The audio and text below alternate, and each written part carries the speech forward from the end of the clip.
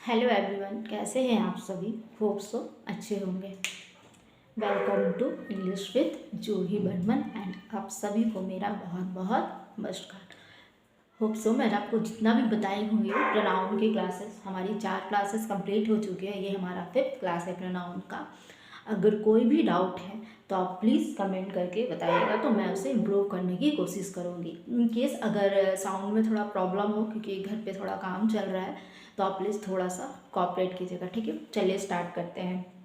हमने क्या पढ़ा था? हमने प्रोनाउन पढ़ा था। प्रोनाउन क्या होता है? जो नाउन की रिपीटेशन को अवॉइड करने के लिए यूज करते हैं, वो हमारा क्या होता है? प्रोनाउन होता है, ठीक है। और फिर उसके बाद उसके काइंड्स पढ़े थे। कितने काइंड्स थे उसके? टोटल 10 काइंड्स थे। कौन कौन से थे? Personal pronoun, possessive pronoun, third बताइए कौन से थे? Demonstrative pronoun, distributive pronoun, indefinite pronoun, reciprocal pronoun, relative pronoun, reflexive pronoun, interrogative pronoun and emphatic pronoun. फिर मैं आपको पर्सनल प्रोनाउन के बारे में बताई थी कि कब वहाँ पे सब्जेक्टिव यूज करेंगे, कब हम ऑब्जेक्टिव यूज करेंगे। तो ऑब्जेक्टिव केस हम वर्ब एंड प्रपोजिशन के बाद यूज करते हैं, क्योंकि पूरी इंग्लिश लैंग्वेज में हमारा वर्ब और प्रपोजिशन के बाद ही हमारा ऑब्जेक्ट आता है, ठीक है। अब उसके बाद हमने देखा था, यहीं तक पढ़ा था ना हमने? हाँ, यहीं तक पढ़ा था। आज हम थोड़ा सा आगे बढ़ते हैं, ठीक है। थोड़ा सा आगे बढ़ने से एक और कंसेप्ट है एस एंड, देखिए ये रेड कर देती हूँ।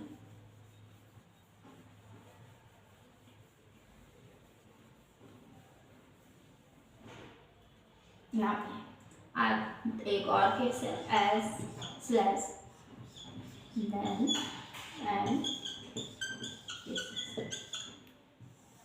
हम सब जानते हैं कि एज एंड देन का यूज हम क्या करते हैं? चीज़ों का कंपेयर करने के लिए यूज करते हैं, है ना। देन का use C is better than me होगा या C is better than I होगा। तो बाकी अभी बहुत लोगों को लगता है कि सी इज़ बेटर देन मी होता है, लेकिन ऐसा नहीं होगा। सी एंड बेटर देन आई होगा। अभी मैं सब कुछ बताऊंगी। यहाँ पे देखिए एज एंड देन। अब यहाँ पे as and than it means as भी क्या करता है? चीज़ों को कंपेयर करने के लिए हम यूज कर सकते हैं। एंड देन का भी यूज हम क्या कर सकते हैं? किसी भी चीज़ को, यानी कि पर्सन एंड थिंग्स को हम कंपेयर करने के लिए यूज कर सकते हैं। एनीथिंग को, किसी भी चीज़ को आपको कंपेयर करना है तो एज एंड देन का हम यूज करते हैं। तो यानी कि एज एंड देन का यूज क्या है? कंपेरिजन के लिए। अब जब भी हम चीज़ों को कंपेयर करते हैं तो सेम चीज़ से करते हैं। जैसे कि मान लीजिए यहाँ एक लड़का है जो कि पतला सा है, ठीक है। अब मुझे एक लड़का है जिसकी हाइट है वो छोटी है। अब क्या मैं ये लंबे लड़के से क्या मैं पतले लड़के को, ये पतला लड़का है, इनका हाइट क्या है? लंबा है। इसका हाइट क्या है? छोटा है। तो मैं किससे कंपेयर कर रही हूँ? हाइट से हाइट को कंपेयर करूंगी, ठीक है। यानी कि जब भी मुझे कंपेयर करना होगा तो सेम चीज़ों को कंपेयर करना होगा। अगर मैं सब्जेक्ट का कंपेयर करूंगी तो मुझे सब्जेक्ट के साथ चाहिए, ऑब्जेक्ट का कंपेयर ऑब्जेक्ट के साथ चाहिए, ठीक है। तो हम लोग आगे बढ़ते हैं। जैसे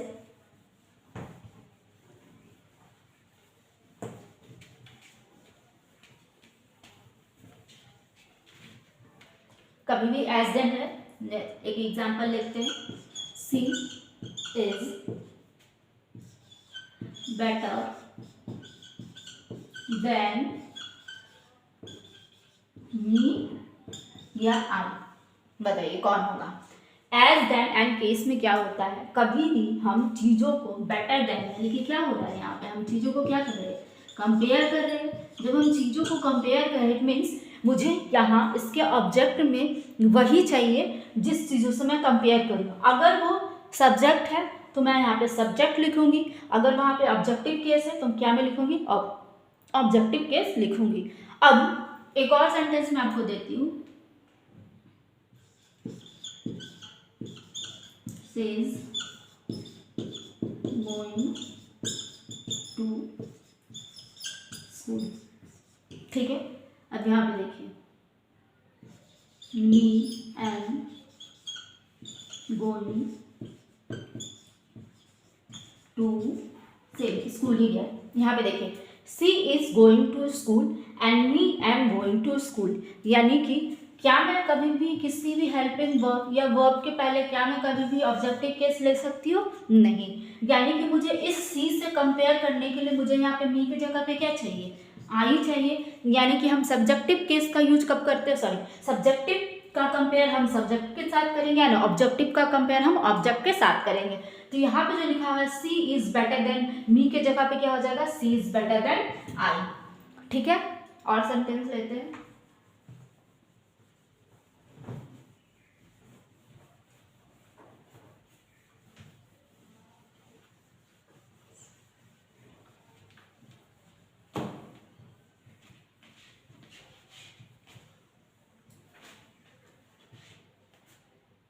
She likes you as much as I and ठीक है। क्या मैं आपको बताई थी कि कभी भी वर्ब होता है तो वर्ब के बाद हम किसका हमेशा क्या आता है? ऑब्जेक्टिव केस आता है। ठीक है, अब मैं आपको ये भी बताई थी, अगर मुझे वर्ब के बाद ये जानना है कि मुझे कौन सा ऑब्जेक्ट है, ऑब्जेक्टिव की रिक्वायरमेंट है कि नहीं, तो यहाँ पे मुझे अगर वो सेंटेंस मुझे व्हाट एंड whom का आंसर दे रहा है ऑब्जेक्ट के पास, तो मैं क्या लिखूंगी? मतलब मुझे समझ जाना होगा कि यहाँ पे ये वर्ब है, मुझे वर्ब का ऑब्जेक्ट चाहिए। जैसे सी लाइक्स whom, यू पर्सन को बता रहा है, यानी कि क्या है? ये वर्ब का ऑब्जेक्ट है। ठीक है, अब ये केस है she likes you as much as I. अब बताइए ये सी है, किसको? ये सी है, सी लाइक्स यू, बता रहा है कि वो तुमसे पसंद करते हैं जितना मुझे पसंद करते हैं। यहाँ पे यू क्या बन के आ रहा है? लाइक्स एक तरह का वर्ब है, तो मुझे पता है वर्ब के बाद हमेशा क्या आता है? ऑब्जेक्ट आता है। जब वर्ब के बाद मेरा ऑब्जेक्ट आता है तो इसका कंपेयर मुझे किससे करना होगा? यू का आई से या मी से? ऑब्वियस सी बात है, मैं आपको बताई थी कि मुझे अगर किसी भी चीज़ को कंपेयर करना है तो सेम चीज़ों से करेंगे। तो यहाँ पे मेरा क्या काम कर रहा है? ये ऑब्जेक्टिव केस का, तो यहाँ पे आई ना हो कि मेरा क्या हो जाएगा? मी। फिर से बताओ, she likes you as much as I या मी। ठीक है, सी लाइक्स, सी क्या हो गया? मेरा थर्ड पर्सन का प्रोनाउन हो गया, सिंगुलर प्रोनाउन। तो लाइक्स मतलब मुझे वर्ब को सिंगुलर बनाने के लिए क्या करना पड़ता है? एस एन ई एस को ऐड करेंगे। जब हम एस एन ई एस को ऐड किए, लाइक्स बनाए, तो ये क्या बन गया? वर्ब बन गया। और जैसे ये वर्ब बन गया तो मुझे पता है कि पूरी इंग्लिश लैंग्वेज में प्रेपोजिशन और वर्ब ये दो ही चीजें होती हैं जिसके बाद हम हमेशा किसको लेते हैं? ऑब्जेक्टिव केस को लेते हैं। अब सी लाइक्स, तो यहाँ पे जो मेरा यू है, आपको तो पता ही है यू का जो ऑब्जेक्टिव होता है और सब्जेक्टिव केस दोनों क्या होता है? सेम होता है। ठीक है, तो हम यहाँ पे क्या मान के चल रहे हैं? Objective case. क्यों मान रहे हैं? क्योंकि यहाँ पे क्या दिया हुआ? वर्ब। ठीक है, जब वर्ब दिया है मीन्स यहाँ पे मुझे ऑब्जेक्ट चाहिए, और ये कैसा केस है? ये है ऑब्जेक्टिव केस। और जब ये ऑब्जेक्टिव केस है तो मैं किससे कंपेयर कर रही हूँ? आई से कंपेयर करूंगी या मी से कंपेयर करूँ? तो you as much as I होगा या नहीं होगा? ऑब्वियस सी बात है नहीं होगा, क्योंकि यहाँ पे यू कैसा काम कर रहा है? ऑब्जेक्ट का काम कर रहा है। ठीक है,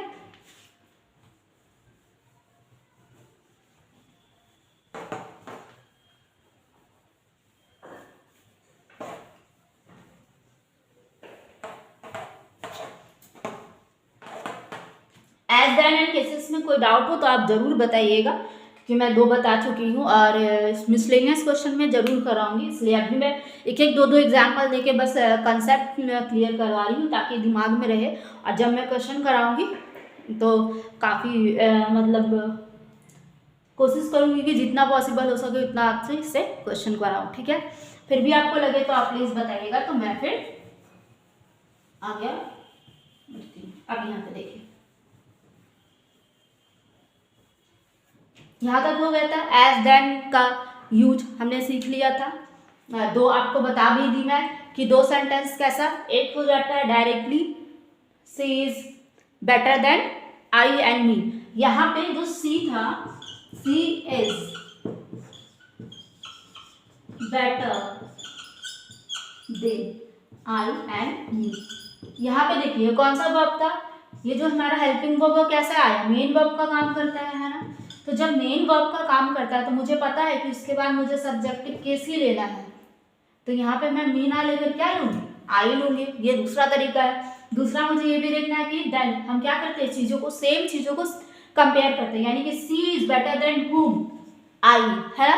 तो यहाँ पे मुझे मी ना लेकर मुझे क्या लेना होगा, आई, क्योंकि यहाँ पे सी क्या है, एक तरह का सब्जेक्टिव केस है, ठीक है। लेकिन जब मैं आपको वाला सेंटेंस देता है she likes as much you, sorry she likes you as much as I, तो वहां पे लाइक्स क्या था, वर्ब का काम कर रहा था, ठीक है, मेन वर्ब था। तो मेन वर्ब के बाद हमें क्या चाहिए होता है, ऑब्जेक्टिव केस चाहिए होता है। तो वो यू यहाँ पे क्या बन रहा आ रहा था, ऑब्जेक्टिव केस। तो मैं जब आगे बढ़ी तो आई का कंपेयर भी यू से कर रहे थे, तो वहां पे मुझे भी क्या चाहिए था, आई का ऑब्जेक्टिव केस चाहिए था, इसलिए आई को वहां पे हटा के हमने क्या कर दिया, मी कर दिया, ठीक है। अब हम आगे बढ़ते हैं और हमारा एक आता है ऑर्डर्स ऑफ पर्सनल प्रोनाउन।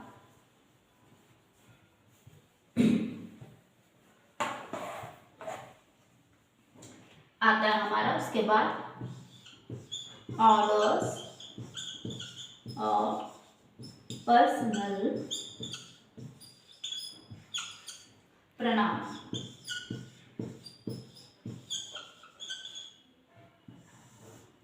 यहाँ पे देखिए orders of personal pronoun. Orders of personal pronoun में कहने का मतलब है कि हम किस समय कैसे पर्सन्स के ऑर्डर को डिनोट करते हैं। जैसे हमारे पास कौन 3 पर्सन थे, first person, second person and third person. तो उस पर्सन को हम कैसे अरेंज करेंगे, क्या ऑर्डर रहेगा, किस तरीके से, जैसे किस तरीके, जैसे फर्स्ट हमारा है जनरल ऑर्डर,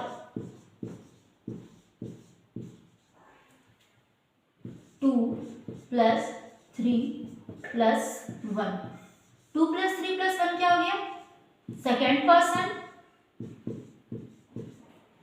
ये हो गया थर्ड पर्सन, और ये हो गया मेरा फर्स्ट पर्सन। याद है ना सब कुछ है कि क्या था उसमें, सेकेंड पर्सन में यू था, थर्ड पर्सन में ही से दे था, एंड फर्स्ट पर्सन में क्या था, आई एंड वी था, ठीक है। अब मैं समझाती हूँ ये है क्या, जनरल ऑर्डर। जनरल ऑर्डर में मतलब कोई भी एक जनरल ऑर्डर, मान लीजिए आप किसी को कहीं जाने बोलते हैं या किसी को आप इनवाइट करते हैं, जनरल का जो भी जनरल काम हो उसके लिए हम ये वाले ऑर्डर को फॉलो करते हैं। तो पहले एक एग्जाम्पल लेती हूँ, उसके बाद फिर मैं ऐसे अपने तरीके से समझाऊंगी एक इंटरेस्टिंग वे में, ताकि आप लोगों को समझ में आए, ठीक है। तो हमें याद रखिएगा जनरल ऑर्डर क्या होता है, second person plus third person plus first person, ठीक है। अब मैं एक एग्जाम्पल लेती हूँ ताकि पहले ये चीज़ क्लियर हो जाए, उसके बाद उसको अपने तरीके से समझाऊंगी जैसे मैं क्लास में समझाती हूँ उसको। यहाँ पे देखिए, अब मेरा सेकेंड पर्सन मुझे यहाँ चाहिए, यानी कि मुझे यहाँ पे क्या चाहिए, यू, मुझे थर्ड पर्सन चाहिए तो क्या चाहिए, सी। अब मुझे यहाँ पे क्या चाहिए, I, you she and I will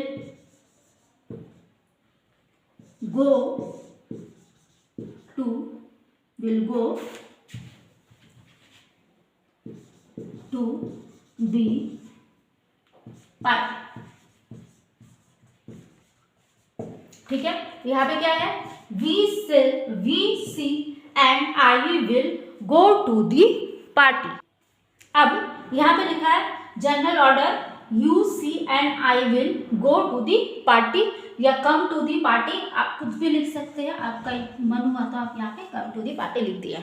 अब ये जो कंसेप्ट है ऐसा तो लर्न करना है, लेकिन लर्न करने का मेरे पास एक तरीका है, मीन्स के कैसे एग्जाम्पल्स में मैं ऐसे बताती हूँ ताकि वो ध्यान रहे।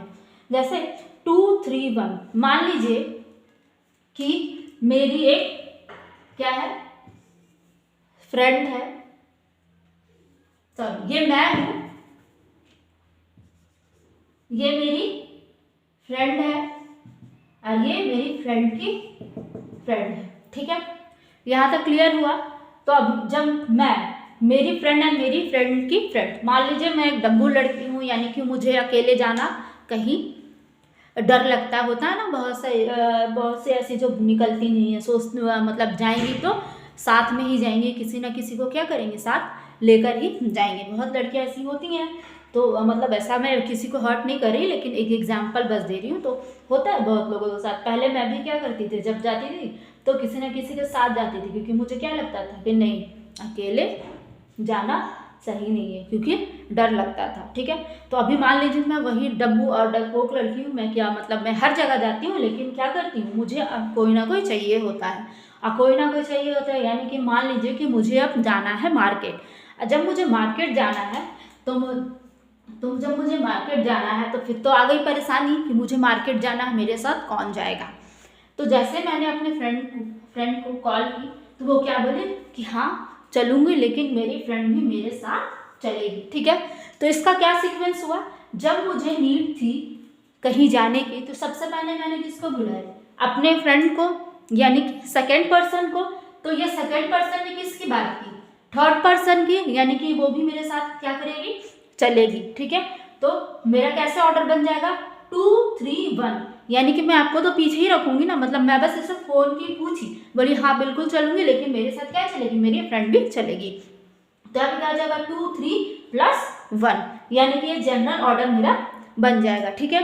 अब और भी एग्जाम्पल लेते हैं कि जैसे मंदिर वंदिर जाते हैं या फिर होता है ना सावन वगैरह, तो वहाँ पे जब मंदिर जाते हैं तो काफ़ी आते हैं, स्टूडेंट भी आते हैं, लड़के लड़कियां भी आते हैं, कोई बालक बोल सकते हैं, कन्या बोल सकते हैं, जो भी वो भी आते हैं। और जो लड़कियां होती हैं उनका तो आपको पता ही है कि भाई बिना मेकअप का तो वो घर से बाहर ही नहीं निकलती, चाहे कुछ भी हो जाए।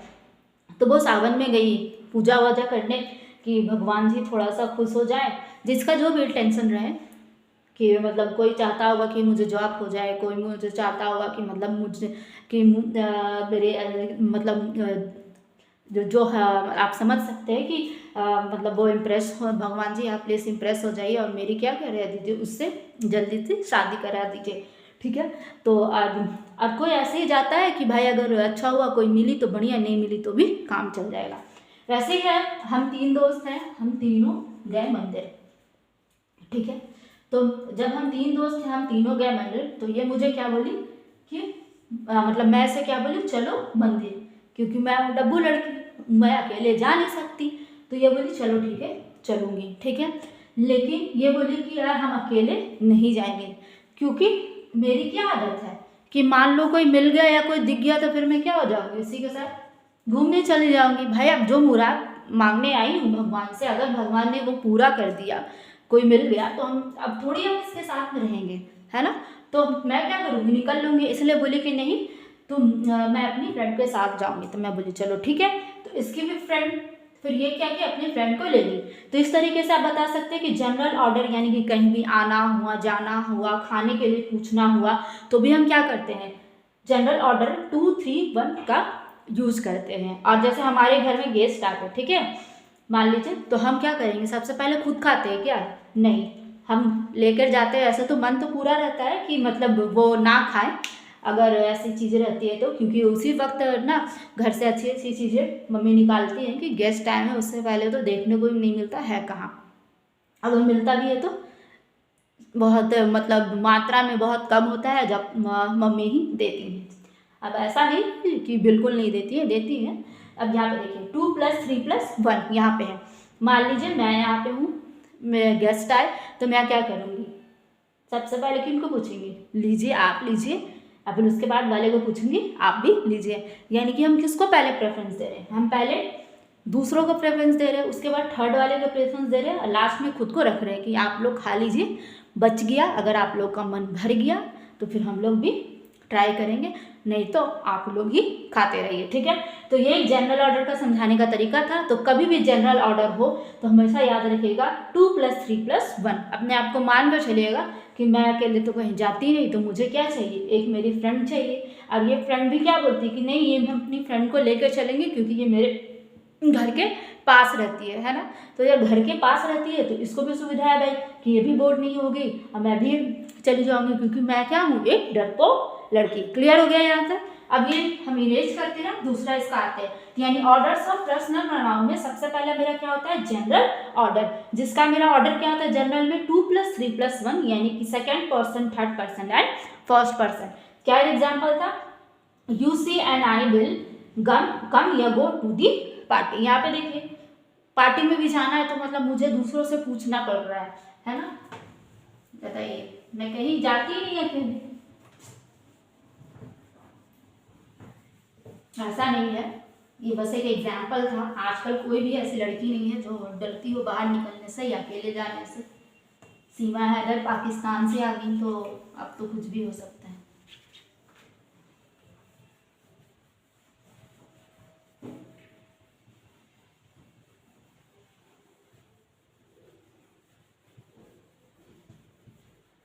चलिए, ये हो गया मेरा personal orders of personal pronoun का फर्स्ट। अब मेरा सेकेंड, जो सेकेंड है ऑर्डर है वो मेरा क्या है, 1 + 2 + 3। इतने मज़ेदार तरीके से मैं इसको अपनी क्लास में समझाई थी गदर मूवी को लेकर कि बच्चों को आज भी याद है कि इसका सीक्वेंस क्या होता है। और ये कैसे हम लोग कब यूज करते हैं, वाइल, यहाँ ये W है ना, W, कुछ किसी से पूछो W तो कुछ बोलेंगे W, और मैं बोलते थे W। While confessing and accepting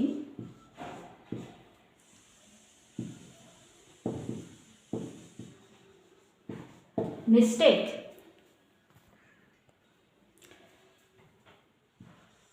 ठीक है, ठीक से लिख दो, थोड़ा गंदा हुई है।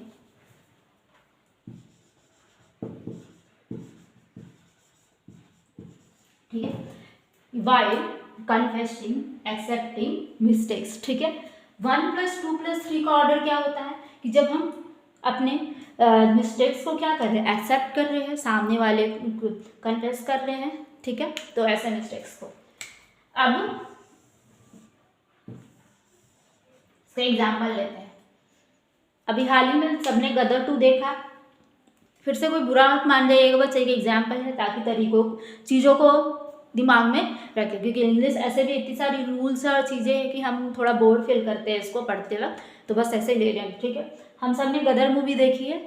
ठीक है, गदर मूवी का जो सीजन 2 जो अभी हमने देखा, गदर 2 क्या होता है उसमें 1 + 2 + 3 आपने देखा कि इतना सारा हुआ, वो चला गया अमीषा पटेल का बेटा अपने पापा को लाने, फिर उसके पापा आए बहुत दिनों के बाद, तो फिर क्या चल गया, अपने बेटे को लाने चले गए। ठीक है, उस बीच उनके बेटे ने काफ़ी प्रॉब्लम्स के भी फेस की, है ना, उसे मारा गया, पीटा गया, फिर उससे उससे कोई पसंद भी आ गई।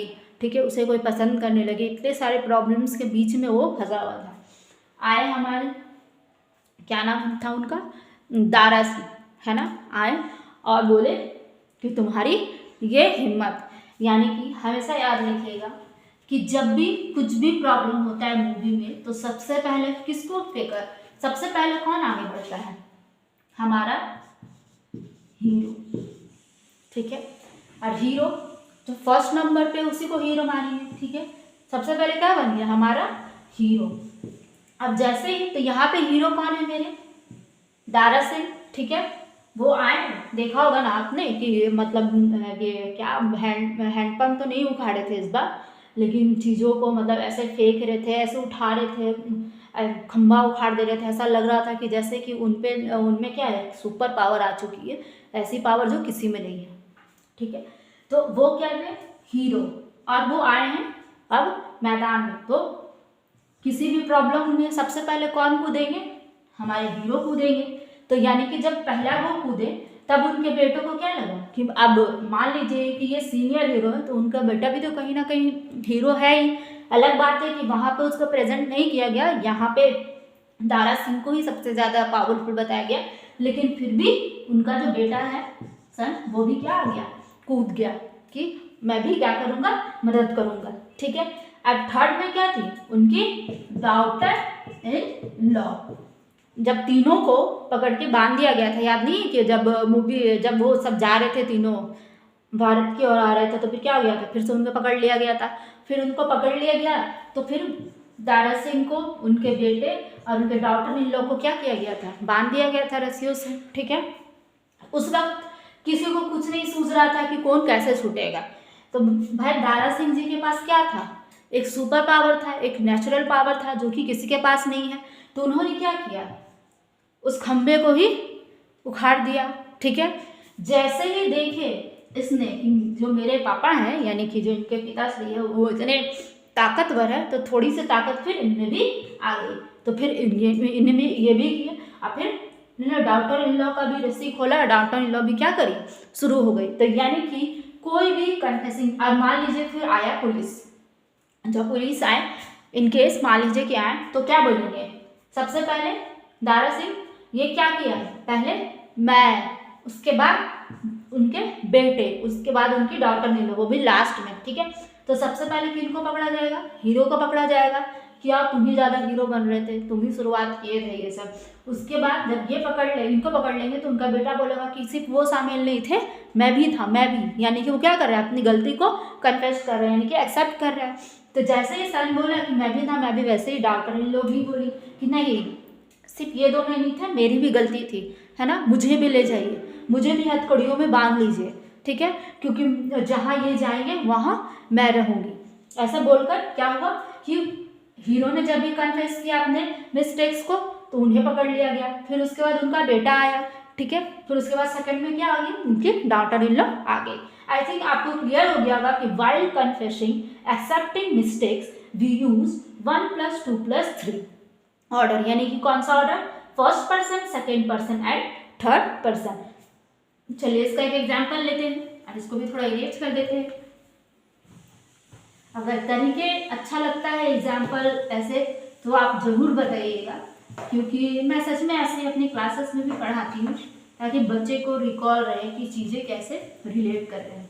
और भी तरीका बताऊंगी, पहले एक एग्जाम्पल लिख लेते हैं, या तरीका बता दूँ, इतना तो काफ़ी है, आप लोग समझ गए, लेकिन फिर भी हम सब ने मूवी देखी है ना। तो मूवी में क्या होता है कि हीरो है तो हीरोइन तो चाहिए, तो उसके तो स्टोरी क्या होती है, उसके आगे तो बढ़ती ही नहीं है। ये है मेरा हीरो, ठीक है, ये, और ये आ गई मेरी हीरोइन, ठीक है।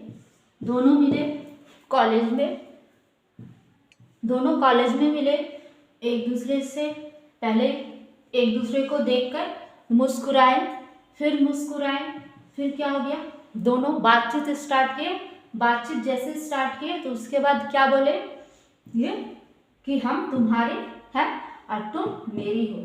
यहाँ तक तो सब ठीक चल रहा था, लेकिन मूवी में अक्सर ऐसा होता है कि जो मतलब जो होती हैं हीरोइन, उनके जो फैमिली मेंबर होते हैं, थोड़े क्या होते हैं, पैसे वाले होते हैं, यानी कि किस फैमिली से बिलोंग करती थी, काफ़ी रिच फैमिली से बिलोंग करती थी। और ये कुछ खास नहीं, बस दोस्तों के साथ बैठ के चाय पीते रहते थे, और था मतलब फैमिली थी, लेकिन एक मिडिल क्लास फैमिली से क्या करते थे, बिलोंग करते थे। अब ये मिडिल क्लास को किससे प्यार हो गया, एक रिच लड़की के रिच लड़की जो कि किस फैमिली से बिलोंग करती थी, रिच फैमिली से बिलोंग करती थी, उससे प्यार हो गया। मामला तो सब ठीक चल रहा था, ये दोनों गए कॉलेज में, आए, फिर गाना वाना गाए, बहुत सारी सॉन्ग आती है ना कॉलेज का। तो फिर जब ये सब चल ही रहा था, तो अचानक से एक दिन दोनों क्या किए, घूमने निकले, तो उनके फैमिली मेंबर, यानी कि ये इनके लड़की वाले के फैमिली मेंबर ने देख लिया कि मेरी बेटी किसी के साथ क्या कर रही है, घूम रही है कॉलेज जाने के बहाने। अब जैसे बोला कि मेरी बेटी किसी के साथ घूम रही है कॉलेज जाने के बहाने, तो ये ठहरे रिच, और इनको ये बिल्कुल नहीं गवारा हुआ कि मेरी बेटी कैसे इंसान एक सड़क छाप इंसान के साथ घूमेगी। वो पहुंच गए इनके पास, इनके घर पे धमकी देने कि अपने बेटे को रोक लो, नहीं तो हाथ पैर तोड़ दिया जाएगा। शायद आप लोगों को मूवी याद आ रहा होगा, जूही चावला और आमिर खान की मूवी, है ना। तो यहाँ पर पहुंचे, इनको पूरा धमकाया वगैरह। तो फिर ये अपने बेटे को समझाया कि तुम उससे दूर रहो, नहीं तो तुम्हारी जान भी जा सकती है, ऐसे वैसे वो करके बोला गया। लेकिन फिर भी प्यार तो प्यार होता है, दिल तो बच्चा है ना। तो जब दिल तो बच्चा है, तो दिल तो मानता नहीं। ये तो दिल जब मानता नहीं, तो फिर भी ये क्या किए, बोले ना, हम ऐसे कैसे छोड़ देंगे, हम तो मतलब उसके साथ उनको वादा किए हैं, हम वादा निभा कर रहेंगे। यहाँ तक तो ठीक चल रहा था, लेकिन पता चला कि अब हीरोइन की क्या होने वाली है, शादी होने वाली है। शादी होने वाली है। जब इसे पता चला, किसी से कोई बताया कि तुम्हारी जो हीरोइन है ना, तो उसकी क्या होना, शादी होने वाली है ऐसे। तो बोला अच्छा ऐसी बात है। तो जैसे ही इसने सुना कि इसके हीरोइन की शादी होने वाली है, तो ये क्या है, हीरो है, ठीक है, ये हमारे फिल्म का हीरो है। तो ऑब्वियस सी बात है कि ये फिल्म का हीरो है, तो सबसे पहले आगे कौन आएगा, हीरो आएगा, ठीक है। और हीरो आया तो बोल, ये बाइक निकाला और फुट से उसमें निकल गया कि ऐसे कैसे उसकी शादी हो सकती है, मैं जाके अभी रोकूंगा, उसकी शादी सिर्फ मुझसे हो सकती है, ठीक है। अब जैसे ये हीरो गया तो साथ में उसका दोस्त जो सेकंड वाला था वो बोला रुक रुक रुक, मैं भी चलता हूँ साथ में, ठीक है। फिर ये देखा कि जब जैसे ये गया फिर ये गया, फिर जब ये लोग मिला तो बोला कि नहीं और लोगों को बुलाना चाहिए। तो अपने एक दोस्त को कॉल किया, बोलता है तू भी आ जा, ऐसी ऐसी बात है, उनकी शादी हो रही है, यहाँ पे वो गया है उसको उठाने के लिए, तो हम लोग मतलब वहाँ पे पहुँचे हैं। तो यानी कि तीसरा बंदा भी आ गया, आया यहाँ पे दुल्हन को उठाने, मतलब वही ले जाने की कोशिश की कि मतलब भगा लेंगे और शादी नहीं होने देंगे। ये चलो इनके साथ ये आ भी गई और गाड़ी में बैठ के फुर भी हो गई, ठीक है। ये सब तब तक आराम से थे, तब तक पकड़ लिया गया इन्हें। अब जैसे पकड़ लिया गया तो फिर आपको पता है मूवी थी ना टाइगर श्रॉफ की, तो जैसे पकड़ लिया गया तो बोले ना, तो फिर किस सबसे पहले गलती किसको पकड़ेगा, हीरो। यही है सब कुछ, यही ना इससे प्यार करता है, अगर ये नहीं करता तो क्या ही मामला होता। तो सबसे पहले इसको पकड़ा तो इसने बोला हाँ मैं इनको भगाड़ कर लाया शादी से, क्योंकि मैं क्या करता हूँ, इनसे प्यार करता हूँ और मैं इनसे शादी करना चाहता हूँ। ऐसे इसने अपनी गलती को गलती नहीं, अब जो भी बातें थी उसको कन्फेस की कि हाँ मैं भगा कर लाया हूँ, ठीक है।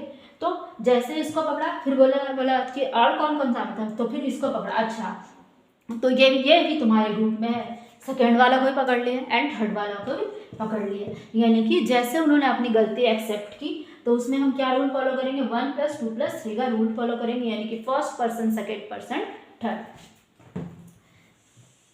मजा आ रहा है, मेरा यही तरीका है पढ़ाने का। अब किसी को बोर भी लग सकता है, किसी को इंटरेस्टिंग भी लग सकता है, लेकिन मुझे ऐसे अच्छा लगता है पढ़ाना, क्योंकि ऐसे मैं खुद भी बहुत इजीली ऐसे रिलेट करके लर्न कर देती हूँ, इसलिए।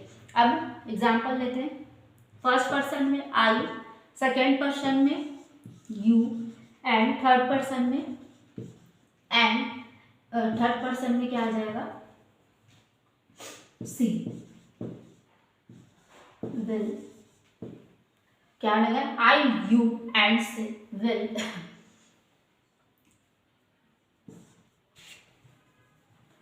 will admit,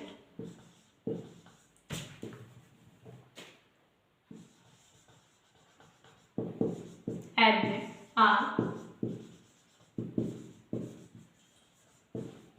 mistake, ठीक है। क्या बोलेंगे, I you and she will admit our mistake. यहाँ पे आप विल के जगह पे मस्ट भी लगा सकते हैं, ठीक है। तो यहाँ पे आप मस्ट भी लगा सकते हैं, I you and she must admit our mistake या योर मिस्टेक, ठीक है। ये हो गया। दूसरा सेंटेंस भी हम लोग लिख सकते हैं, I you and he should admit our mistake. यहाँ पे देखिए आर क्या है, पजेसिव एडजेक्टिव है ना।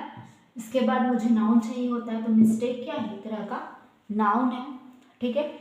सो यहाँ तक क्लियर हुआ होगा। इसमें एक एक्सेप्शन भी आता है जो कि मैं आपको बताती हूँ। ऐसा तो वो एग्जाम्स में नहीं इतना पूछा जाता, लेकिन फिर भी बता दें ताकि वो ध्यान में रहे। एक्सेप्शंस लाइक जब भी सारे प्लूरल प्रोनाउन यूज किए जाए, प्लूरल प्रोनाउन जैसे कि मान लीजिए मैं, यू, दे, वी, ये सारे जो मेरे होते हैं ना प्लूरल प्रोनाउन, ठीक है। तो जब भी कभी भी प्लूरल प्रोनाउन का यूज हो, जब भी कभी प्लूरल प्रोनाउन का यूज हो, तो हमेशा हम 1+2+3 वाले ऑर्डर को फॉलो करते हैं। ठीक है, ये एक एक्सेप्शन है, उसको याद रखिएगा कि कभी भी जब भी प्लूरल प्रोनाउन हो तो उसके साथ हम 1+2+3 वाले जो ऑर्डर्स होते हैं उसको फॉलो करते हैं। ठीक है, जैसे यहीं पे ले लेते हैं। अब फर्स्ट में क्या है, फर्स्ट पर्सन है, यानी कि पहले मेरा क्या आएगा, वी। ठीक है, सेकंड क्या है, सेकंड पर्सन तो क्या आ जाएगा, टू। एंड थर्ड क्या है, दे, यहाँ पे आ गया। तो you we they will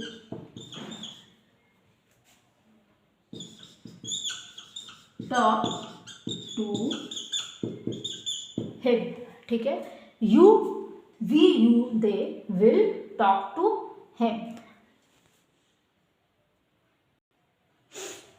you we they, यहाँ पे आप क्या कीजिएगा, शुड लगा दीजिएगा, ये ज़्यादा अच्छा सजेशन है। ठीक है, are you we you and they should talk to him. ये थे मेरे आज के टॉपिक, होप सो आपको क्लियर हुआ होगा। ठीक है, अब हम दूसरा टॉपिक कवर करेंगे, वो क्या है, डिस्ट्रीब्यूटिव प्रोनाउन। अब आप सोच रहे हैं डेमोन्स्ट्रेटिव क्यों नहीं, तो मैं आपको स्टार्ट में बता दी थी कि जो एग्जाम के लिए इम्पॉर्टेंट नहीं होगा उसको मैं लास्ट में डील करूँगी और उसमें ज़्यादा मैं समय नहीं दूंगी। ठीक है, सो फिलहाल के लिए हमारा इसके बाद इम्पॉर्टेंट क्या होगा, डिस्ट्रीब्यूटिव प्रोनाउन। तो फिर मैं आपको नेक्स्ट क्लास से डिस्ट्रीब्यूटिव प्रोनाउन के बारे में बताऊंगी कि क्या होते हैं डिस्ट्रीब्यूटिव प्रोनाउन और कितने होते हैं। सो अगर कोई भी डाउट होगा आपको आज के क्लास से रिलेटेड या उससे पहले भी क्लास से रिलेटेड, तो आप प्लीज़ मुझे बताइएगा कमेंट में, ताकि मैं उसको रिजॉल्व कर सकूं। Thanks for watching.